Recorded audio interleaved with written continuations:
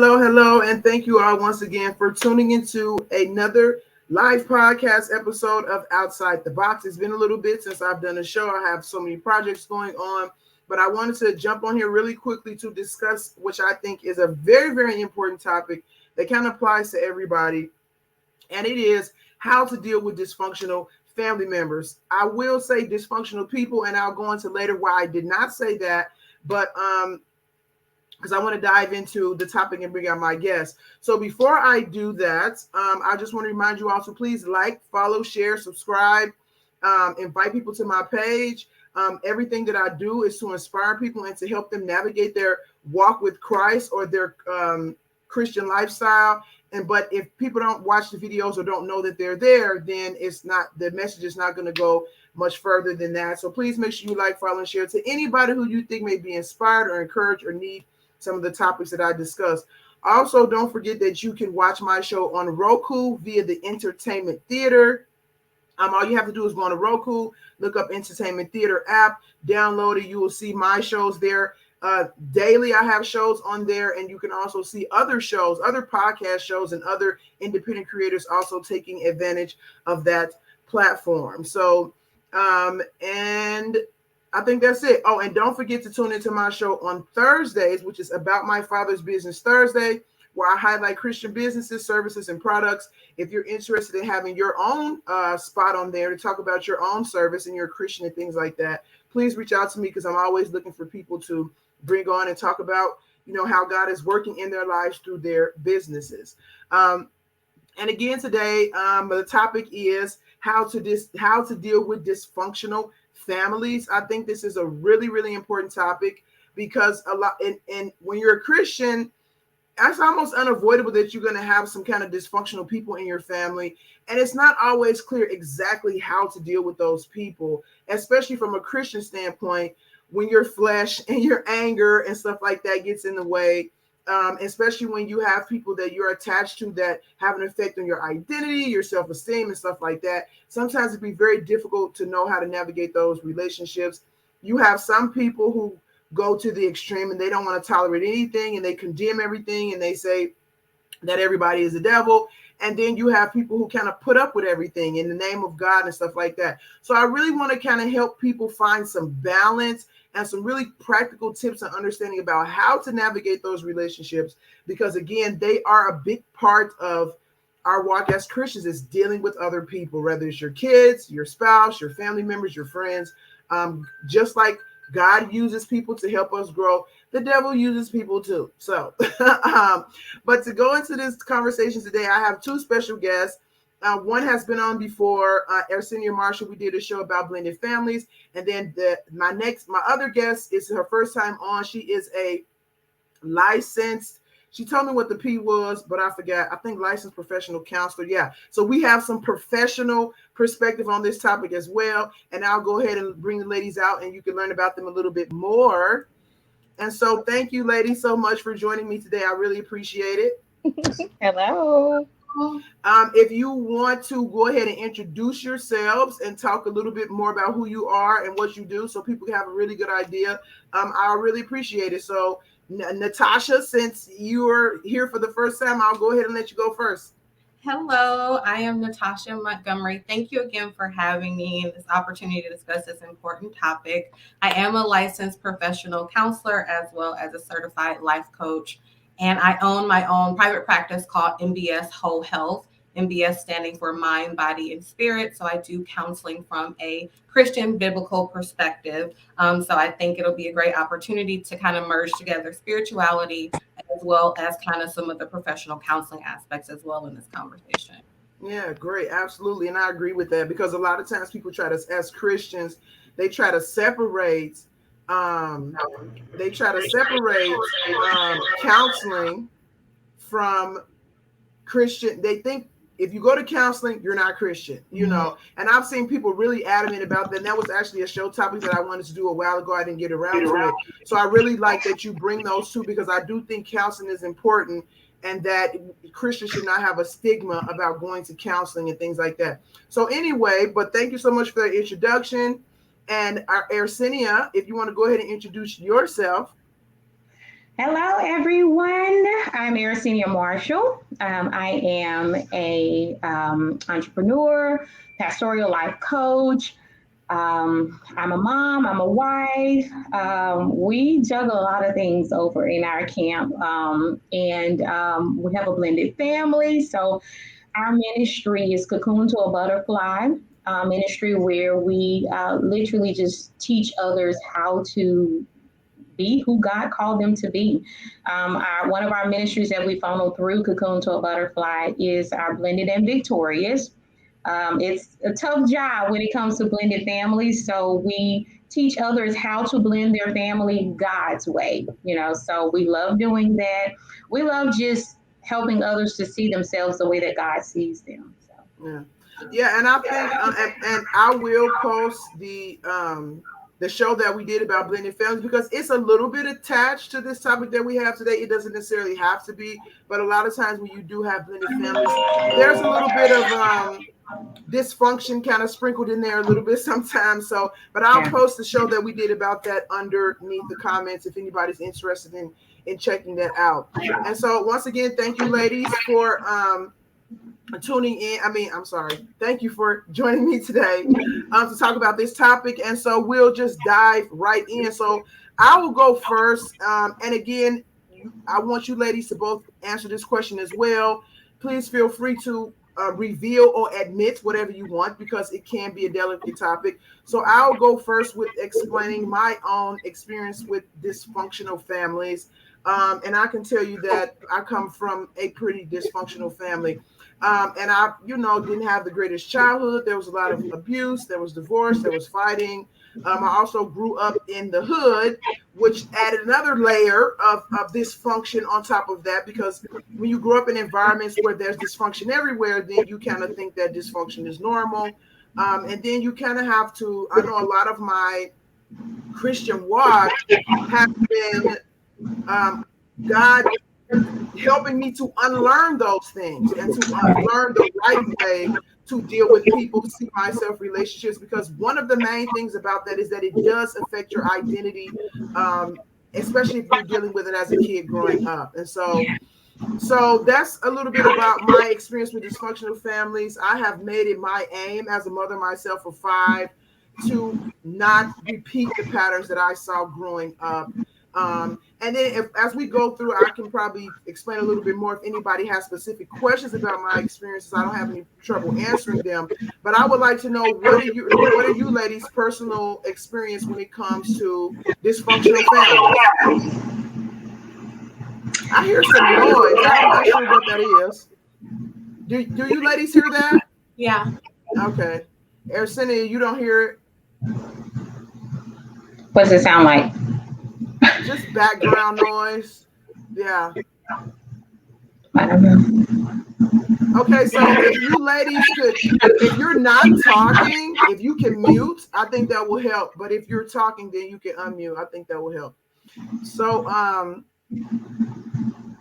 where was I? Okay. So Natasha has muted, so I'll go on and go, and then I'll mute out. Okay, go ahead. Well, you know that from when we spoke about blended families, we dealt with a little bit of, the dysfunction as well. But I will say that I think that many of us have dealt with dysfunction simply because things are handed down generationally.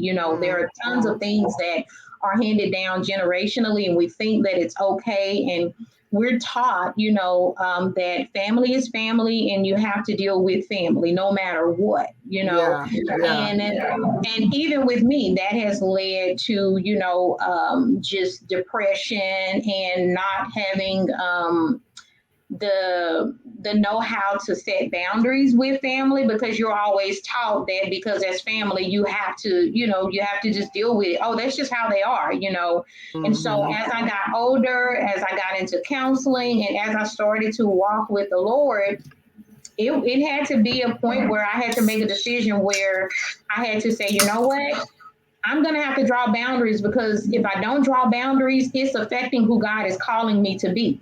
Whether it's being a wife, a mom, counseling, all of that, it was affecting me in a negative way. So that's when I learned, like, okay, I am around dysfunction, grew up in dysfunction. I was dysfunctional at some point. And so Yeah, I absolutely. had to do what I needed to do, to make sure, because we all have a purpose. And if we got dysfunction and chaos going on, we do not have the capacity within us to be who God called us to be fully. Yeah, yeah. And I would even say that dysfunction is a distraction from what you're called to be. And I think that's one of the enemy's purposes for, trying to, I guess, overwhelm you or surround you with dysfunction. It's to distract you from yourself, from God, who you're called to be, and everything. So I totally agree with that. Yolanda just jumped on here and said hello from Detroit. And I just wanted to acknowledge her and say thank you, Yolanda, for jumping on. And thanks for tuning in, and I hope you get something out of this. So, Natasha, if you want to go ahead and explain your own experience.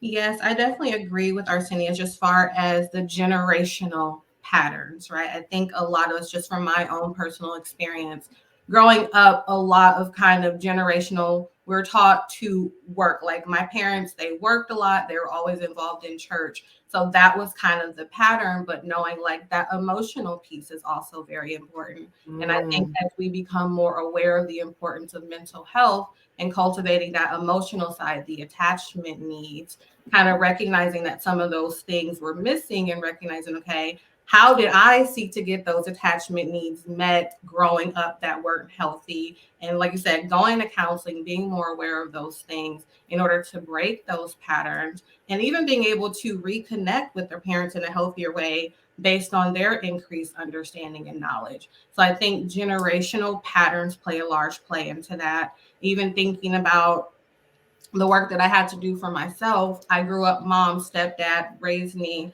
still was kind of that longing for my bio dad. And when he came into the picture, it was extremely dysfunctional. So I had to Mm, learn, okay, how do you remove yourself, even if it's something that you thought you wanted? mm, Okay, this situation isn't healthy for me. And learning, okay, I saw what I needed to see, that unknown, seeking that thing, and then saying, okay, this isn't healthy. How do you cut that off and know that you've tried the best that you can, but it isn't something that serves you?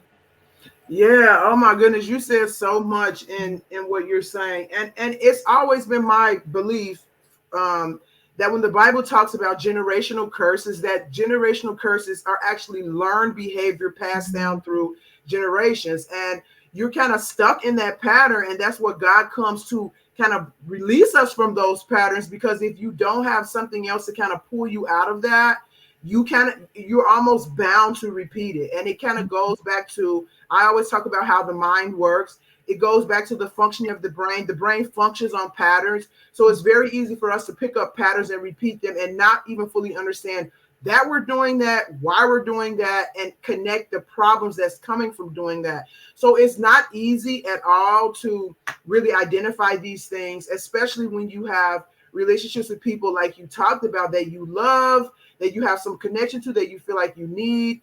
And then it requires some soul searching. And a lot of people have a hard time doing that because it's not easy to figure out, why am I acting this way? Why do I feel this way? Why am I responding this way? And things like that. So there's so much. I want to ask both of you ladies, since you both brought it up, do you think that this is, because I've heard this as well, this is family, you stick with family, you don't turn your back on family. Do you ladies think this is a generational thing from the Black community because of our history of slavery? I'm just kind of curious as to what you ladies both think about that.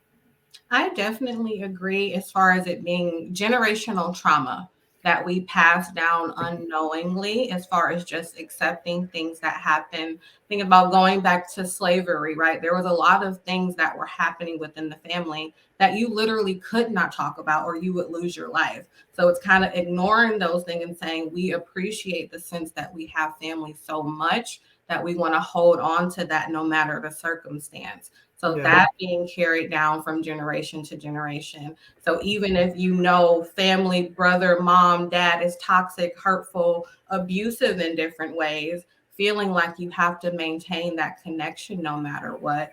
It is a generational trauma, generational curses that a lot of us hold on to until we reach that place of self-awareness that we can choose something different. Yeah, absolutely. And then it's like, first of all, you have slavery where parents were split apart from the kids. So once we get the kids back and once we get the family structure back, let's hold on to it. But then you have the Reconstruction, or after the Reconstruction era, where it's like the whole world is against us. So at least let's try to have each other, even if it's because they have whatever bad way I'm treating you can be worse than what people are doing outside, to us as a community. And so I can definitely see that being even a subconscious pattern of thinking that kind of just grows into, like you said, this dysfunctional way of dealing with relationships. What do you think, Aircinia?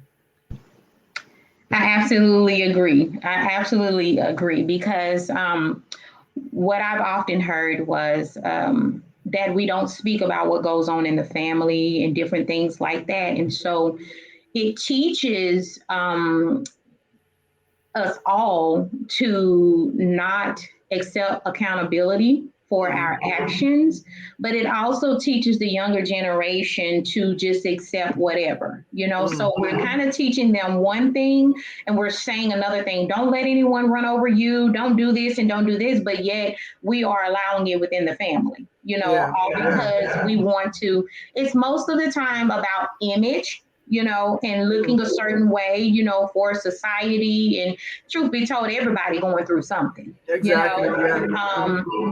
And so we just train, our families to live by this code of, once family, always family. We got to stick through it. And there, it's true to some extent, but we have to know where to draw the line. Yeah, absolutely. Natasha, did you want to say anything about what Aircinia said, or did you want to respond anyway? If not, we could just move no, on. I think it goes back to that concept, right? We were always taught growing up, blood is thicker than water. Blood is thicker than water. No matter what, you have to stick with your family. But I think we have to think deeper into that, because if your trauma, if your stress, if abuse is coming from the family, like you said, Arsenia, how did they expect you to go out and develop healthy relationships? That the people closer to you, the closest people that you have that they say is thicker than water, you have to stick together, can treat you this way. How can you be expected to go out and create healthy relationships, which then creates another pattern because you now have a family and you're repeating these patterns? Exactly. So now, what are some of the ways? Because I know for me, it's a process for you to actually get to the point where you're like, okay, this relationship is not healthy, especially if you grow up around it. Because again, like I mentioned earlier, when you grow up around something, you have this idea that is normal, and it takes a little bit of kind of self-reflecting and examination of your environment to say, okay, well, something is not right here.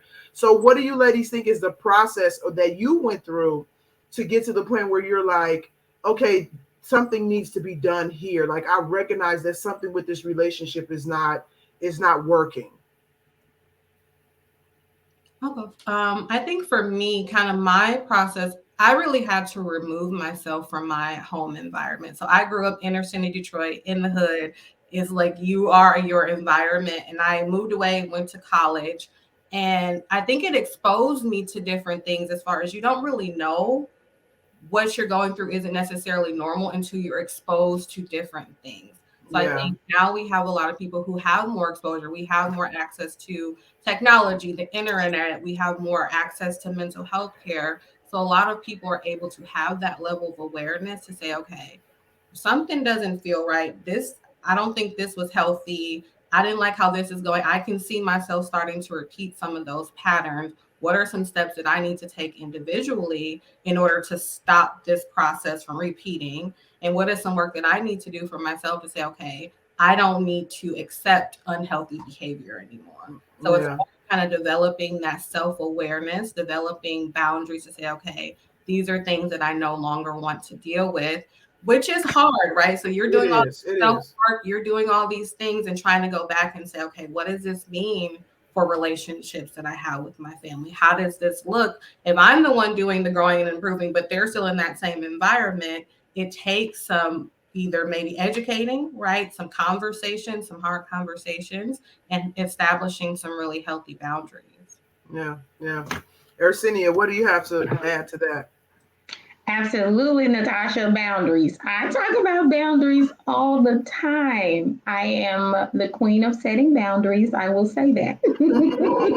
I will set boundaries anytime, because I understood and began to pay attention to how things would affect me.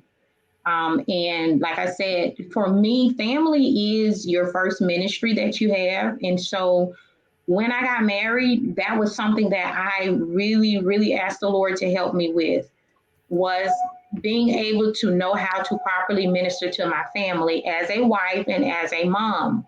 But it wasn't until I began counseling for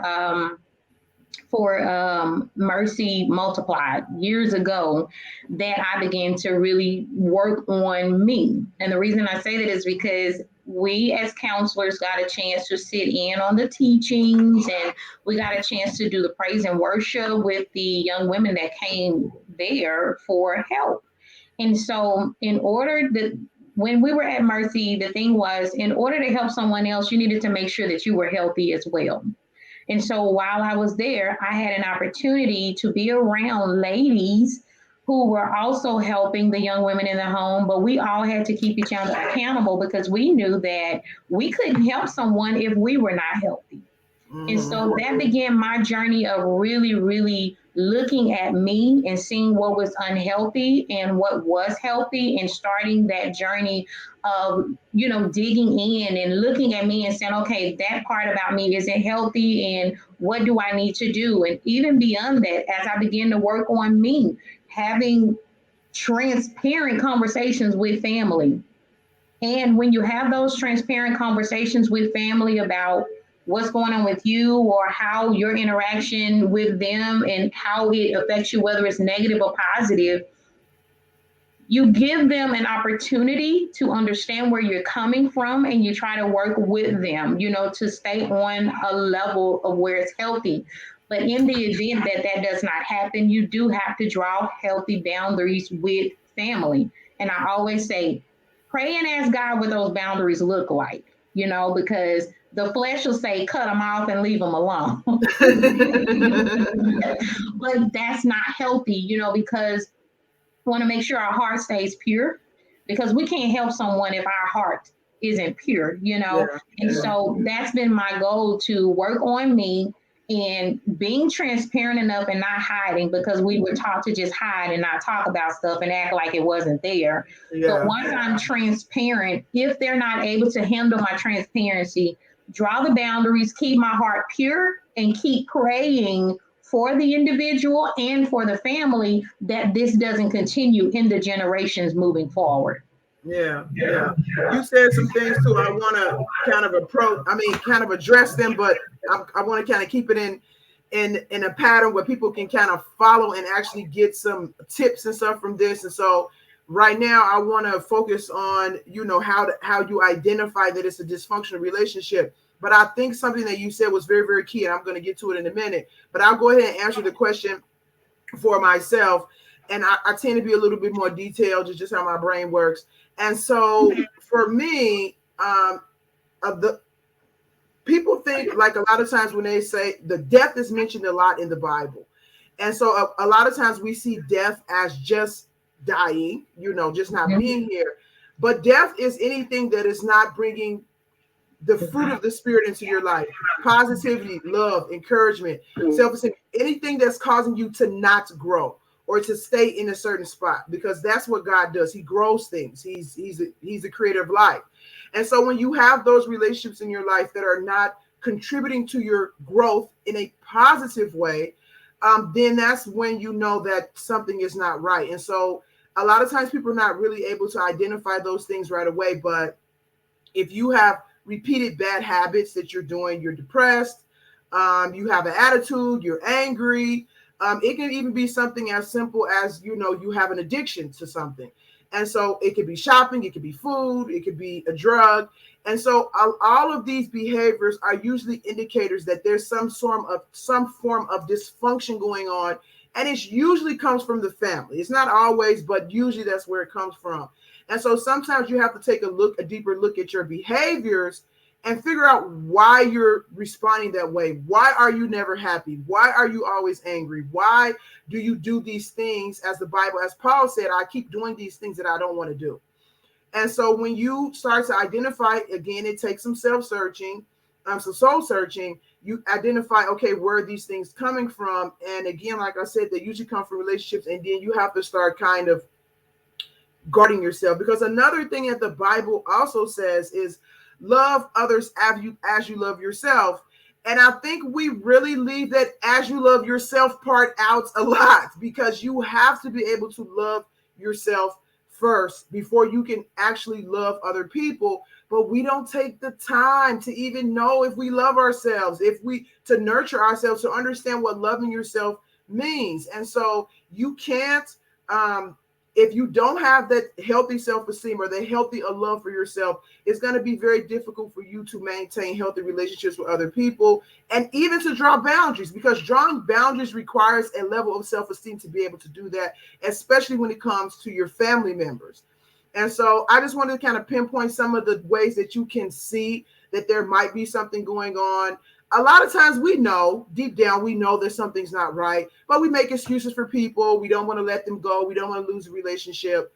And you can go through that process for as long as you want. You can do it for 2 months or 6 months or 5 years or 10 years. But at some point, you have to be honest with yourself and say, you know what, this thing that's been nagging me, I need to pay attention to it, because I know something is not right with this relationship. So that's what I wanted to add. Do you ladies have anything to add to what each other said or what I said? Both of you are muted. Yeah. Okay, good. I think you're absolutely right. And when you're saying that, kind of looking at that, one, self-love is so important. So really having an awareness of, one, who you are, right? So saying, okay, who am I as an individual, separate from kind of outside influences, separate of what my family thinks I am, but who am I as an individual? And how do I really view myself, to kind of understand, okay, what parts of me that were maybe put, like generational things that don't necessarily belong to me. I always tell my clients, it's like, be mindful when you make your negative coping tools personality traits. Yes, We do yes. different things to cope with our experiences, and then we say it's just a part of our personality. But in becoming aware of who you are, you can recognize, okay, maybe I'm not just mad all the time. Maybe I'm not just mean, or maybe I'm not just an introvert, right? Say, oh, I don't like people. I don't like having friends. I don't really deal with my family, but really assessing, why are you like that? What is the source? What is really the root of that has led you to become this person? And in recognizing that, how can you shed some of these things to say, okay, this is who I truly am, and this is how I can accept myself for who I am. In doing that, I think, one, like you said, it helps it to be easier to identify where to create boundaries. But also, I think it helps you to have a sense of understanding that other people around you need to go through that process as well. Absolutely. Help you to be able to reach back and be more understanding, more accepting, having those conversations to understand, well, what is your story? What makes you do these things? Why do you think you took that approach as a parent? Or why do you think you behave that way as my sibling? It helps to start those conversations and makes you aware of who you're creating to be a villain in your story. Yeah. And challenging you to understand their story and say, okay, how do we work together to improve this relationship? Yeah. I think that's a good point, because it's very easy. Like I talked about people who are angry. It's very easy to just blame somebody. Like that's a very, very easy thing to do. That was the first thing Adam did as soon as after he it's like, it's her fault. So it's very easy for us. It's very easy for us to just blame and want to put the blame somewhere, but that actually doesn't solve anything. Right. And when people do it, people can actually have done something very, very wrong to you, but blaming them is not a solution. It's better, and I like that you said that, to try to understand, because we're all just people kind of responding from our environments, learning from our environments and things like that. And when you can kind of understand how somebody got like that, a lot of times, and I say this all the time, the way people treat you is more about them than it is about you. And a lot of times we take people's behavior personally when we don't realize it's a byproduct of whatever they are struggling with, and probably were struggling with way before they even met you. And even if they don't want to be like that, if they don't address what's deeper going on inside of them, it's going to come out. That's just how God created us. And so it's really important to try to understand where somebody else's experience is coming from, especially when it comes to parents, because it's very easy to say, oh, you did this, you did that. But at one point, your parent was a kid too. At one point, your parent was a vulnerable child too. At one point, your parent got taught some negative things too, and it just kind of spilled over into their parenting. And when you can do that, that provides healing as opposed to just blaming somebody, because you can blame somebody and then still be mad for the rest of your life and pointing the finger at them. Nobody gets anywhere. So that's a very, very good point. Aircinia, did you have anything you wanted to add? Absolutely. Just in sharing what Natasha shared about, understanding, where the other person, has been and what they've, gone through. But I'm also a firm believer in, making sure that how you handle things, you handle it properly and you handle it in alignment with God, because a lot of times when you are setting up new behaviors, healthy behaviors, people only learn through what we show them, and so I can remember even during our blending process, my husband would always say, just continue to do what you're doing. Eventually whoever needs to see what needs to be seen will see it, and that's what we have to also realize, just making sure that we walk out that journey of healing, and be an example, because a lot of times, we're also, because of that hidden notion of don't say what you're going through, but when you're transparent and when you're able to have, the ability to share openly what you dealt with, it gives a person an opportunity to say, well, man, I didn't know, you went through that too, and that's how you handle it. But another area I want to say is having accountability. When you have someone that's accountable, just as you are, like I rely on the word of God, often, one of the things with, just coming in and changing and creating newness in an area that was dead, that was old, that was was not producing life. I use Romans 12:2. Do not be conformed to the patterns of this world. And so when I do that, that means that I need to have somebody accountable and understands what that scripture means to be around me, to where if I fall off, they'll say, what are you doing? And so even though you may be around dysfunction in your family, you have to have someone that's connected to you that will hold you accountable, because this type of stuff that we've been dealing with for years, it's ingrained in us, and you have to do the work to get it out of you. And so you got to have someone that will tug your shirt and be like, no, you just did this, because sometimes it's habitual. You don't even know you're doing some of the stuff, And so you have to be open enough to be held accountable and have someone that's bold enough to call you out. You can't have some yes people around you. You got to have people that are bold enough to call you out in love, and you accept that they're saying, hey, that's not right.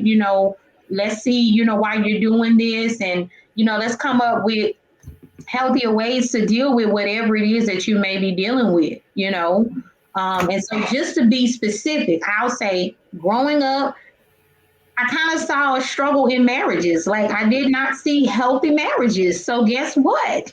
I asked the Lord before I got married, I said, Lord, teach me how to be a wife.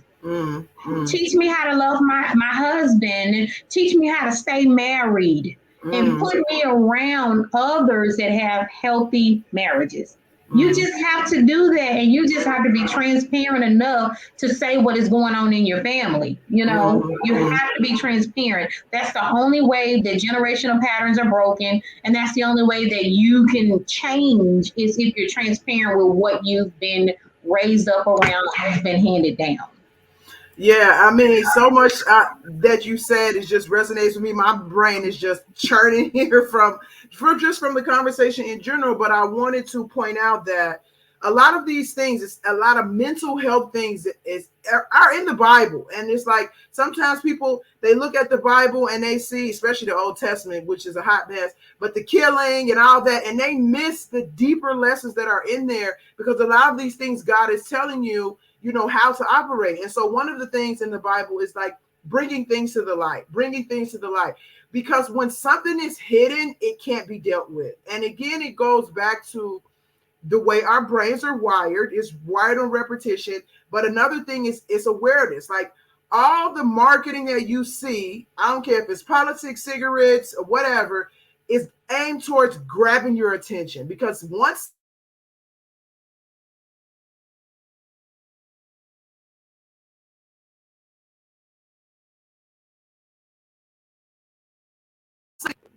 okay, I was frozen. Was you guys frozen? Okay, I'm back. Okay. So once something has your attention, it can dictate your behavior.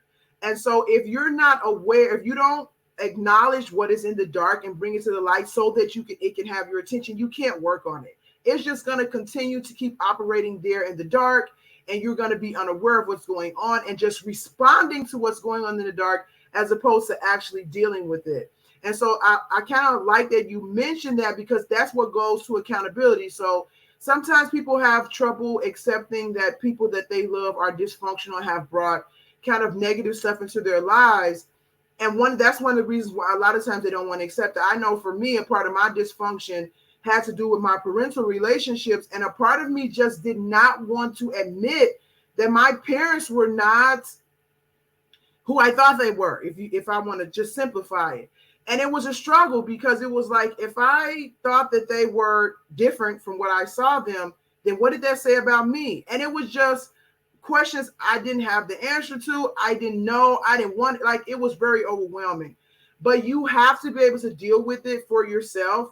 And then, like you say, have those conversations with other people, because that accountability is not just for you. It's for those other people as well, because you present them an opportunity to now bring something to their awareness so they can deal with it.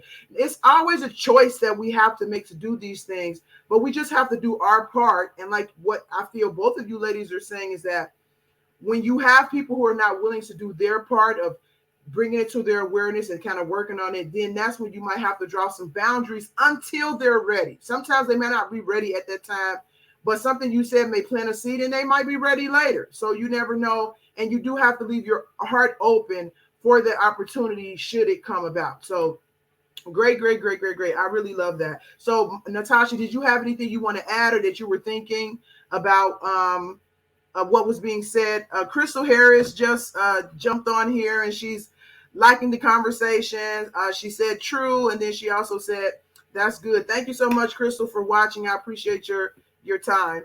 But Natasha, did you have anything you wanted to add? Yeah, I think both of you guys hit on some really great points. My brain is just like so many words. I think what's kind of piggybacking on both of you guys is kind of when it goes back to, like you said, planting those seeds of having those conversations. And when you say, just recognizing one, your family, they're human, right? Yeah. We put, especially our parents, we put them on such a pedestal where we expect for them to be perfect and have all the answers and have it all together. But they're human people just like us. And they make mistakes. And like going back to what you said, they were kids at one point too. And they had their own experiences that they're still possibly trying to understand and trying to heal from. And my mom is on. I love my mom so much, but I want to kind of be transparent. I struggle kind of internally with this sense of like, I am not lovable. And it was because kind of that affection piece was a struggle for my mom. And me kind of going through my own healing process and starting to have conversations with my mom and learning about her own upbringing and where that comes from. It's like, okay, we have so much a better understanding for each other, better communication with each other. And I'm like, Mom, she calls me all the time. I call her. We're just sitting on the phone for no reason. I love you. So going back, doing that self-work, right? Having those conversations and allowing your parent to show you that they're human. Yeah, absolutely. The best they can with the tools they have available. Yeah. And you creating that environment to have open dialogue, to have saying, okay, Let's put it all out there. Let's be honest with each other. And it's not from a place of judgment. It's not from a place, I hate you, I'm angry, you broke me, you ruined me. But let's really get an understanding of who you are as a person, and Yeah. really working to meet on those common grounds and say, okay, how do we heal together? What does this look like? What do we want our relationship to look like going forward? But it's a lot of being honest, right? Putting your pride to the side and saying, okay, this is not, I'm going to rain down on you. Everything that you ever did to hurt me, I'm going to try to hurt you back. It's like, Yeah.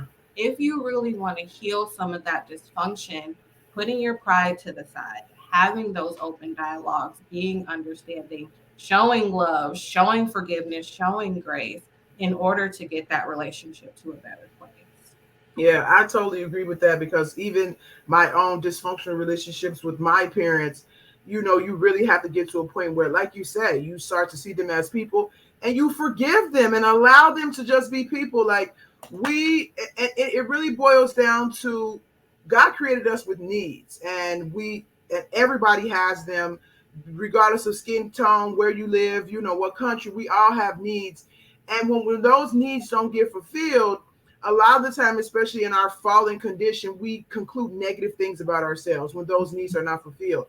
But really, those needs were meant to be fulfilled by God. And I say God because if we were all in alignment the way we were supposed to be, parents, those things they wouldn't know what you need without even realizing that they're doing something that fulfills a need in you. And I don't want to go into that because it's a long drawn out thing.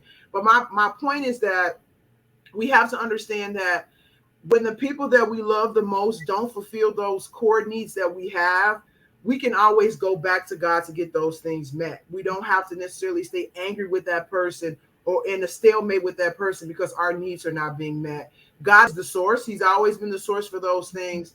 And it's great when you have parents that can fulfill their purpose in bringing those things to fruition in your life. But when you don't, you can always go back to God. So you're not left empty handed. So that's one thing that I wanted to point out. Another thing is, like we were talking about, recognizing if you have dysfunction going on and doing some soul searching. Again, how do you know yourself when you grew up around a bunch of dysfunction all the time, especially your parents gave you a false sense of who you are? How do you figure out who you are? Again, we got to go back to God because He is the one who created all of us. He knows all of us. He knows us better than we know ourselves. So when you can't get that sense of identity and who you are again from other people around you, you can always go back to the source. I guarantee you, He knows you better than your mother, father, sister, brother, and everybody else combined. So, so, but one thing that I wanted to kind of pivot to, you ladies, is like drawing boundaries, because I think that's a really, really important piece. And Aircinia, you said before, like, not to cut them off. I will admit that I have cut a few people off. So you're muted, Aircinia. You're muted. Hold on. Let me clarify that. There are some you do not cut off, and then there are some that you do cut off. I listen, no, there are some that you must cut off because of pride and because there are some people that just feel like this is how I am and I'm gonna be how I am. You know what I'm saying? And so when it gets to that point, no, you have to bow out gracefully and with love. Yeah. So no, there are times when you do have to disconnect. Yes. Okay, so somebody asked a question here really quickly, and I want you ladies to try to see if you want to answer it. Victoria said, why is dysfunction such a huge issue, especially within our community and within the younger generations? We kind of talked about this a little bit earlier, but if any of you ladies want to kind of expound on her question and give her a little bit more insight, go ahead. Natasha, you want to do it? I think going back to what we were talking about before, so some of those generational things that pass down, but I think a lot too is that when you talk about the younger generation specifically, when we think about, we were just talking about how we internalize some of those and dysfunctions, and we call it was like those negative, we consider negative things about ourselves, which can then turn into anger because it's like, okay, my parents, my whoever made me feel this way about myself, and I don't like that. So it's hard to heal those things unless that person is at a place where they're truly willing to take a look at themselves. Like you said, going back to the source, understand, okay, who did God say that I am? Really getting clear on that in order to be able to be at a place to heal those relationships. So sometimes some people are just at a stuck point and they're not at a place where they're yet ready to do that soul searching. They're not yet ready to let go of some of those hurts or pains or anger. And that's kind of giving them that process to say, okay. And I say, it's like, I think boundaries go both ways, right? So we set boundaries in a healthy way, but also we have to respect other people's boundary that they're not ready yet. Exactly. Oh, I love that you said that. Yeah, absolutely. Enforce my expectations on you that you're not yet ready to meet. So when you are ready and in a place where you're ready to heal yourself, then we can revisit healing this relationship. But it's hard if they're not even at the place to say, okay, how do they heal them first and then get the space to heal that relationship? I think it's a lot of time, being patient and taking, okay, you know what, I'm going to give you your space. And when you're ready, I will leave that door open for you, but it's not a revolving door. You can't come back in whenever you want and say, okay, when you're truly ready, that door will be open for you to walk through. Yeah. Amen. Amen. Aircinia, you want to take a jab at the question? Do you need me to read it again? No. Okay. I want to talk from the perspective of the younger generation. We're living in a time where there are some, parents that have mindsets that, I'm the parent and I'm right, and that is a huge problem for our younger generation. They see things that are wrong. They see things that's dysfunctional. And so what tends to happen is they begin to carve out their own path and they go on their own way because they realize, look, wait a minute, you're not even being honest, or look, you were wrong, or, you didn't even apologize, but you want me to apologize, or you want, me to do particular things. You'll only tell me what to do, what's right, but you won't do what's right. So I think we even have those dynamics of dysfunction going on. And the youth are just like they just turn, they just turn their ear off to, the older generation and stuff. And we have to be transparent enough. There were things that I will share that there were things that I have gone back to my children and addressed and and ask questions. I even asked my children, like, is there something that you feel like I need to change as a mom? Like, you got to be transparent enough to ask that type of stuff. But for some parents, they may feel like, well, I don't have to do that. I'm the parent, you're the child. But if you want healthier relationships between, parent and child, those are things that you need to do. Those are conversations that you have to have, and also apologize if you're wrong and you're a parent. Yeah. Because how does a child learn how to be a healthy parent? By us being healthy parents. Exactly. And so I really feel that the younger generation, they're struggling with that, currently. They're struggling with, do as I say and not as I do, where we need to be saying, do as I say and do. So our actions must be in alignment, with what's right and be in alignment with God. We're telling them, oh, God doesn't like this, God doesn't like that. But at the same time, are our actions showing that we are living by God, living by God's standards? So, I think that this younger, generation, they're just struggling because of what they've seen in all areas. Even, it's so many areas that we could talk about, but oh yeah, absolutely. so I'm just gonna stay in the area of family, but they struggle with what they've seen, and they know the history behind family, and no one wants to be transparent. Yeah. Like, tell the truth. Tell them that you went through whatever. I share with my, and this is something in depth. I share with one of my sons how the spirit of adultery and stuff was in our family. right?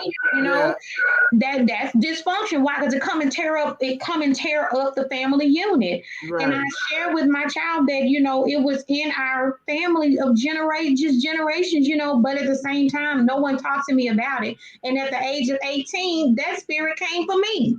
You understand what I'm saying? So we have to be transparent about the things that are in our family, the dysfunction.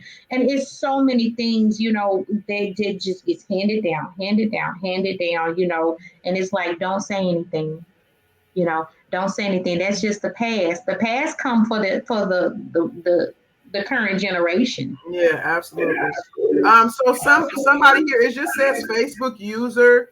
And I just wanted to include his comment. It's a pretty long comment. I tried to put it on the screen, but it covered up like half of the screen, so I had to take it down. But it says he or she says the war on drugs played a large part of the breaking down of families.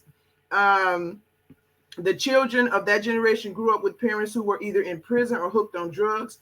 Those children grew up without parents and are now the parents of the current generation. The person also said this is a large contributor to the dysfunction, which I'm, this is Teray. I know who this is. This is my brother. Anyway, and we kind of talked a little bit about, you know, how the effects of the Black community, how things have been passed down. We didn't even get into the drug thing. We talked about slavery and we talked about civil rights era. But of course, there's a lot of things that play into the dysfunction in the Black community within families. But I want to emphasize that it's not just Black people. So I don't want to make it seem like Black people just have this dysfunctional, messed up stuff, because anytime all of us are living outside of the way God designed us to be, there is some type of dysfunction going on and people are dealing with it in different ways. I think for Black community, it's a little bit more obvious because the breakdown of the family is so apparent. I mean, especially the consequences of it, because we're seeing it more so now, more and more but even now it comes from years of this stuff happening. And now we're starting to see the fruit of just a really big breakdown of the family. A lot of single parent homes, kids need their parents there as much as possible. Of course, a lot of stuff doesn't work out sometimes, but the rate at which we have single parent homes is definitely causing a lot of problems. So thank you for bringing that up, Teray, and thank you for watching. I appreciate you tuning in. And so, again, we talked about that a little bit more, but I wanted to go back to something that you said, Natasha, about drawing boundaries. And because when you tolerate dysfunction, so you were saying, like, when you have a relationship with people and you try to draw boundaries, and sometimes you might have to wait until that person is ready, which is awesome. I really love that you said that, because the Bible talks about love does not demand its own way. And a lot of times, even in marriages and all the relationships, you have people trying to impose upon other people, this is what I want, this is what I want you doing. If you don't do it, we're going to have a problem. That is not love. Right. You have to understand that people are human beings like you. They need time to process. They need time to learn. And you have to giving them the space and time to do that. That's what love is. You say, hey, I would like to have you in my life. I would like to have a better relationship, but I can give you the time and space to deal with you so that we can get there instead of just demanding that they do something. So I really like that you mentioned that.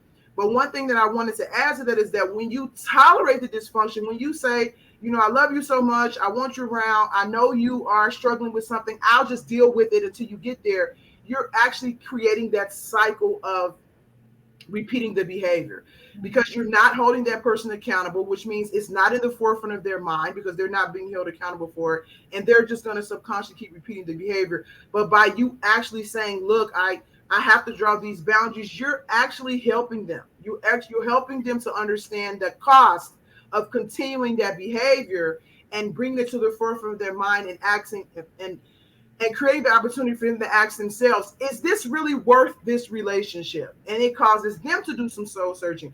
So drawing boundaries and not tolerating behavior is very, very important. And I always say that people who tolerate dysfunctional behavior is because they're also dysfunctional people. So you have to deal with yourself first. So while that person is off dealing with their issue, you need to deal with your issue so that when you guys come back together, it could be a more functional relationship, a relationship that's actually growing and not just circling around in the same dirty pond, so to speak.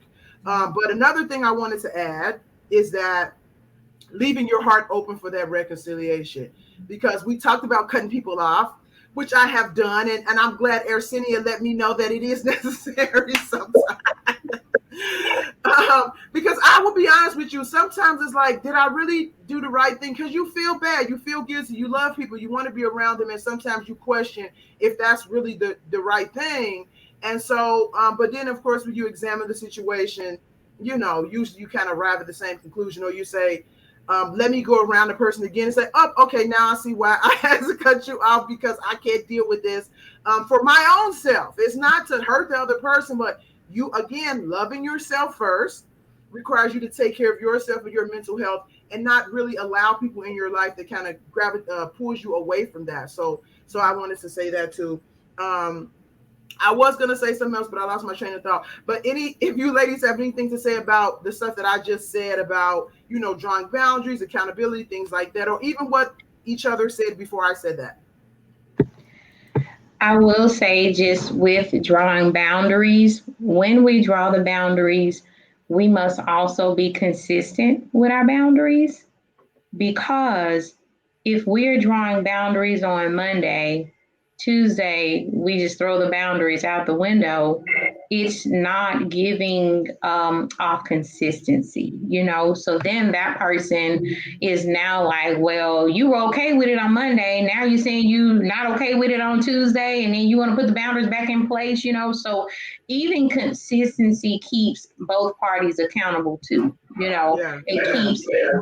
And then it says, this is how I am, and there's no back and forth, because, when you're dealing with people and they don't even know if you're consistent in what you're trying to apply in your life, that's a problem, So we want to be consistent when we draw boundaries, but also I've always said it, just go with God with what those boundaries look like, and just continue to be in prayer concerning, those boundaries, because again, we all learn by how we become examples to certain situations. And if our families have never seen healthiness in certain areas, but we're healthy in it, then there are, times where we do need to cut ourselves off. But then there's also a time where we must allow ourselves to be the example of what healthiness looks like. Yeah, I agree with that. So that's what I was going to say earlier, which I lost my train of thought, is that because I got a lot of comments coming here. I thank everybody for tuning in, watching the show. I'm getting a lot of great comments here and a lot of engagement, so thank you so much. But what I was saying is that about keeping your heart open, because it's very easy to just stay in your cocoon of course, being upset and stuff like that. And I think that's the biggest difference when it comes to, especially being a Christian, how you should deal with it. You should always be open for reconciliation. Always. You should never get to a point where it's like, I'm done with the person, live or die. I don't ever want to see you again. To me, that's not love, because the Bible said, love endures. And so, you might have to draw some boundaries, but whenever that person is ready. I mean, we even see an example in the Bible when I believe it was the Corinthian church, where people were kind of cutting up, and Paul and them was like, basically they have to leave the church. But when they want to come back, take your brother in, show him love so he doesn't get discouraged and things like that. Mm-hmm. So I think that's a very big key, and especially being a Christian, is always being open to reconciliation and dealing with whatever it is inside of you that's making you not be open to reconciliation if it comes about. Yeah, absolutely. Yeah. Mm-hmm. But I did want to address what you said about the youth, because I do think it's important, and we got to wrap up here soon, and we kind of getting into some heavy stuff. But I think that's really important, because you do have a lot of people, even with people coming to be the religion of Christianity. I don't really consider religion, but anyway, they see a lot of hypocrites, people saying one thing, and then people say, I don't want to have anything else to do with Christianity. These people are terrible. They say one thing, they don't, And so I've known a lot of people leave the church and never go back, even Christians who have sworn to never step foot back in the church because of the experiences and things that they've seen from other Christians. And so how much more younger people who are vulnerable and kind of need you a little bit more and need your guidance, for them to see you saying one thing and doing something else and expecting respect but not giving respect. I mean, it does create a huge contradiction in their understanding of life and relationships, to where you kind of leaving them vulnerable to other influences and not to trust what you're saying when you do that. So I did want to address that. Natasha, did you have anything to add about the whole youth aspect? Because I do think that's a really big thing now, especially with social media, because they're growing up in a totally different world than we were. So what are your thoughts on that?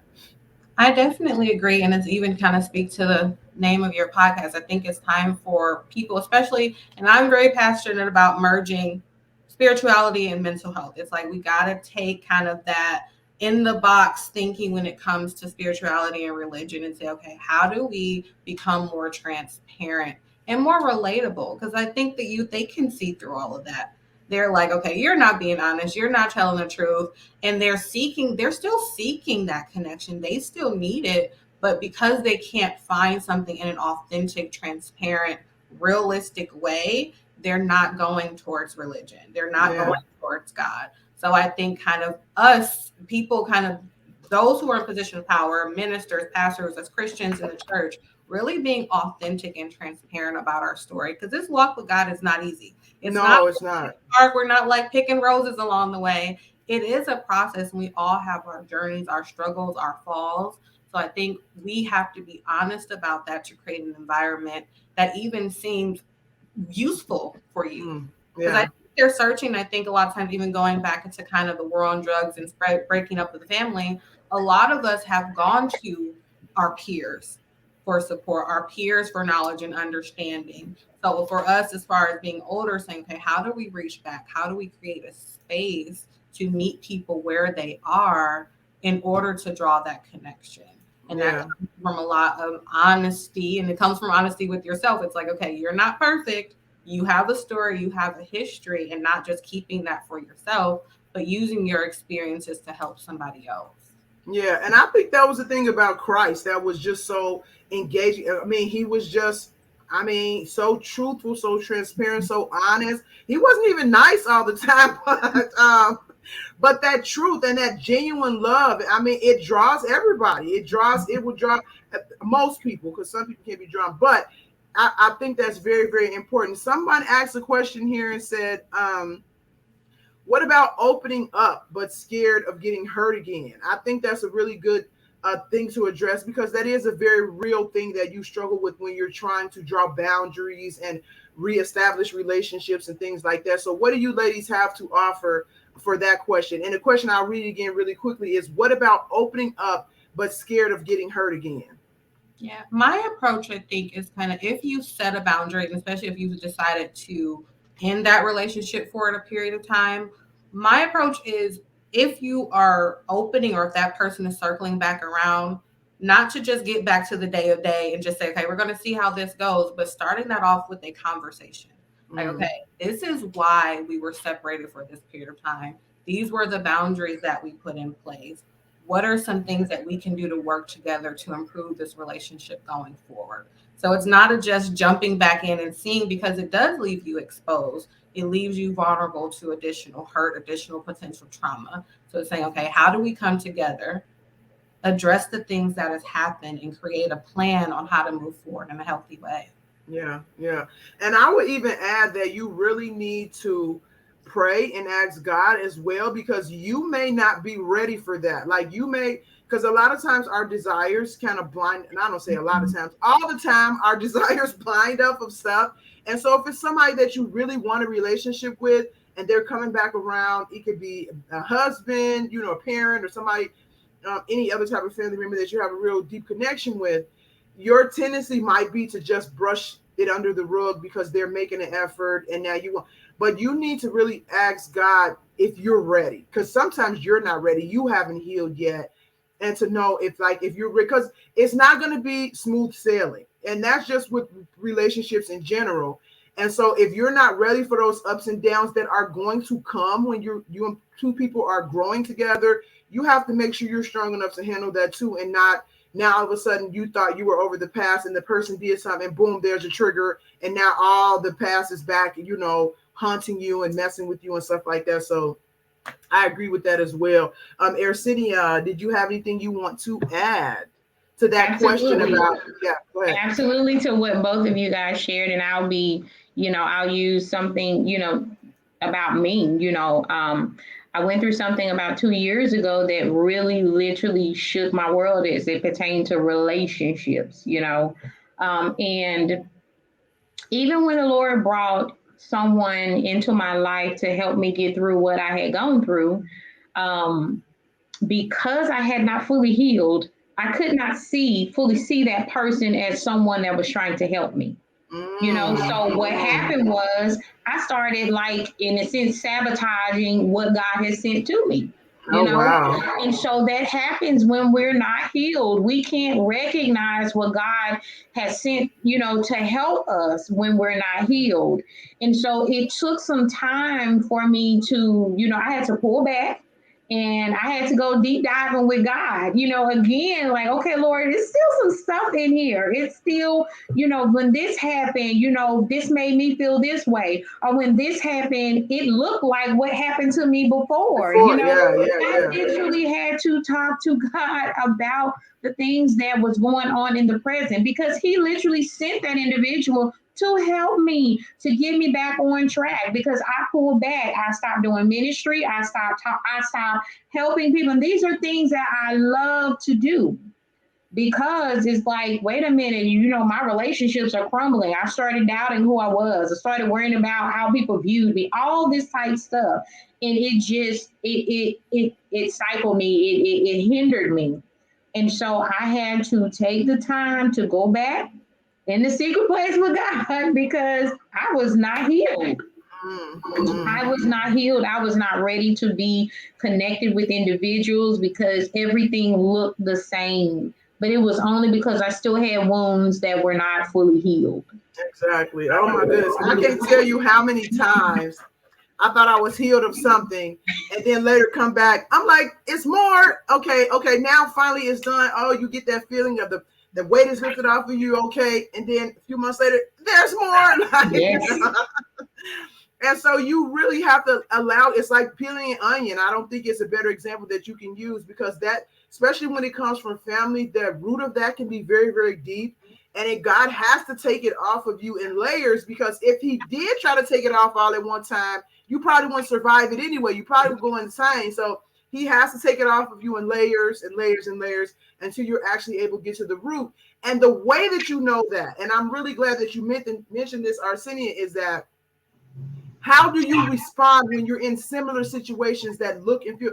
If you're still responding in a dysfunctional way, then you're not healed. But when you can be in that situation, and even if it is the same, like you said, you were thinking it was the same, maybe it wasn't. Sometimes it might be the same, but but you respond like, I'm okay. It's not triggering anything. It's not bothering me. Then that's when you're healed. But that does not mean now you don't draw boundaries. So, but yeah, so very, very good point. We do need to wrap up here. I feel like we can go on and on with this conversation. There's so much stuff in my mind that we haven't even gotten to. And I feel like I'm kind of doing a conversation disservice. Maybe we can come back and do a part 2 of this, because I do think it's important. But is there anything you ladies kind of want to add before we wrap up here? I'll just say, don't think that dysfunction is a way of life. God is not a God of chaos and disorder, and we are his children. Therefore, we have the capacity to have a life that is void of chaos. We have the ability to speak it out of our mouth and declare that we'll have order in our life, And so I just encourage, everyone, us all, to really, really, pay attention to what's dysfunctional in life and aggressively attack it. Put it before the Lord. Get in there and find out how are we partaking in the dysfunction. Get in prayer and come up with a plan of action of how to deal with it. But draw those boundaries and be okay with drawing boundaries. No, Yeah. that's all I have to share. Amen. I second that. Natasha. I think kind of takeaway is time is not the healing, right? Doing the work is the healing. So not saying, okay, oh, over time I'll just get over this, or over time I can just let this go. But it's really doing the work to create change. So saying, okay, I always tell when I'm working with my clients, especially doing attachment work, what are some similarities that you see in yourself, in your family dynamics that existed in your childhood, and especially some that were discomforting, traumatizing, you didn't like, because that will pinpoint you to areas that you need to do your own self work, your own healing. And then once you kind of focus and do that, then you will be ready to kind of reach back and say, okay, how do I repair these relationships? How can I shift the dynamic of what this looks like going backwards, but also going forward, right? Are you creating these patterns in your relationships with your children and say, okay, how do I check myself and say, okay, I need to do some work to repair this going forward as well. That's the only way to start breaking these generational patterns and creating healthier patterns for future generations. So it's a lot of work. It's not It easy is. to break these cycles, but it is worth it when you start to see those changes in your family dynamics, starting to see changes in your family relationship, because that trickles out, right? If we're all doing work within our family, it shifts the dynamic of our community as a whole. Yeah, absolutely. Great points. Oh, I love this. I love this. And so I will wrap up by saying, which I think is a very key thing in this whole process, is not to be afraid, because sometimes people are afraid to deal with their issues. Sometimes people are afraid to lose people. I've seen people that's like, I can't live without this person. If I can't have this person in my life, I don't know how to function. Nobody should be that important to you that you can't function without them being in your life. I understand the attachment, but that's a dysfunctional attachment to another person.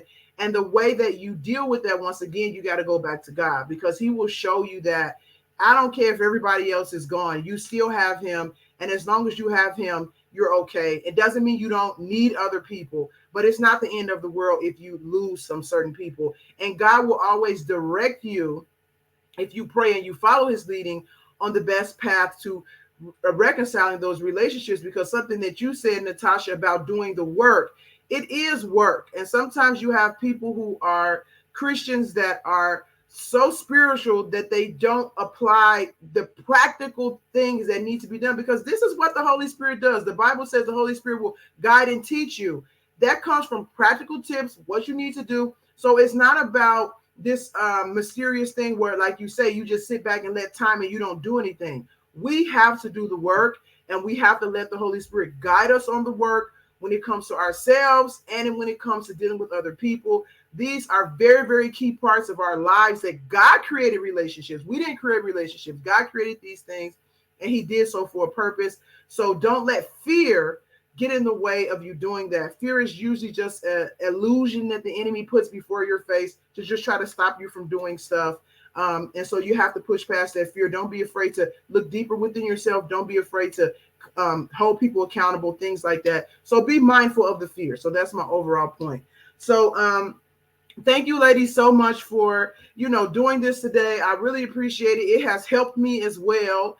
And I really want to try to do a part two, because I feel like we didn't even get to like a lot of important stuff that I think needs to be said. But if anybody wants to know more about Natasha, if you want to just take a few minutes and let people know about your practice, where they can find out more about you and things like that, I really appreciate it. Yes, again, I own NBS Whole Health, the private practice. I am licensed in the state of Texas. I provide virtual counseling. So if you're not necessarily in the DFW area, my website is nbswholehealth.com. Again, NBS is for mind, body, spirit. And you can find me on Facebook, Instagram, Twitter at NBS Whole Health. And the link for her website is also above this post. It should be above or below this post, depending on what platform you're on. So if you're looking for that, you can find it there. Aircinia, can you let people know where they can find you? And you're an entrepreneur. You can let them know about your business. It doesn't necessarily have to be related to the topic that we discussed today. Okay. Well, I've already mentioned Cocoon to a Butterfly Ministry. We're on Facebook, and that's where I hop on and just kind of share, various topics that God leads me to share. Just like day before yesterday, I covered intercessors, because intercessors need covering as well. But we also have Anointed Creations, which is my t-shirt apparel and embroidery business that I have, where we do Christian apparel.